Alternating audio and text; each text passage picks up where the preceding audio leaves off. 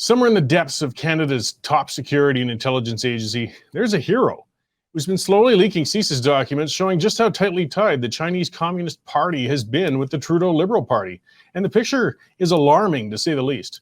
And the most recent revelation exposed how the CCP had begun working to influence Justin Trudeau all the way back in 2013, when he won the Liberal leadership.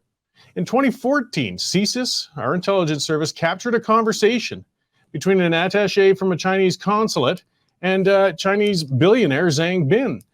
Zhang was instructed to donate $1 million to the Trudeau Foundation and was told the Chinese government would reimburse him for the contribution. In 2016, $1 million was donated to the Trudeau Foundation by another pair of Chinese businessmen. That leaked out some years ago. I mean, the Pierre Elliott Trudeau Foundation has done some great charitable work with things such as the erection of a $50,000 bronze statue of Pierre Trudeau in Montreal, so you can understand why the cause is important. We can't really be sure exactly what the Trudeau Foundation does, though, because Prime Minister Justin Trudeau suspended audits of charities for their political activities back in 2017 for some reason. What we do know, though, is Foundation's fundraising has exploded since Justin Trudeau became the Prime Minister. We also know that from the We Charity scandal that Justin Trudeau has difficulty separating charitable actions with things that benefit his personal family members. So yes, if you wanted to buy Justin Trudeau's love, pumping money into the Trudeau Foundation is a surefire way to do it. And the CCP, I mean, they control the world's most powerful rogue government right now.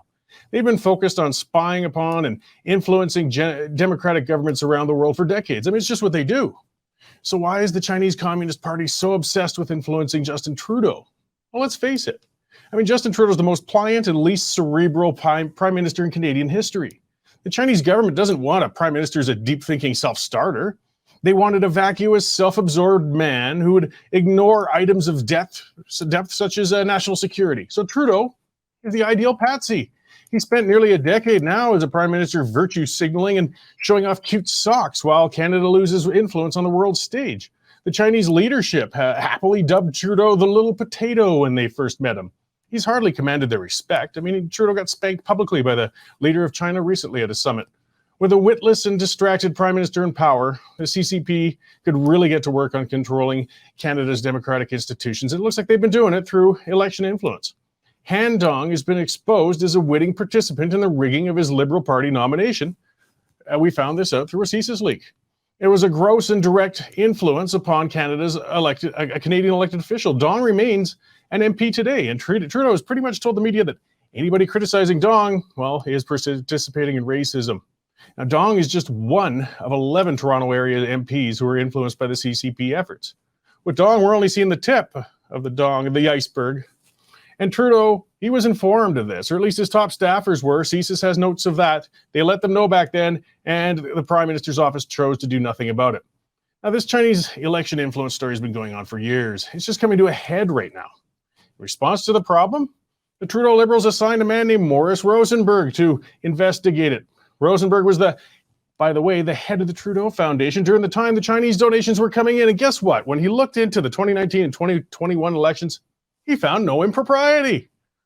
What a shock.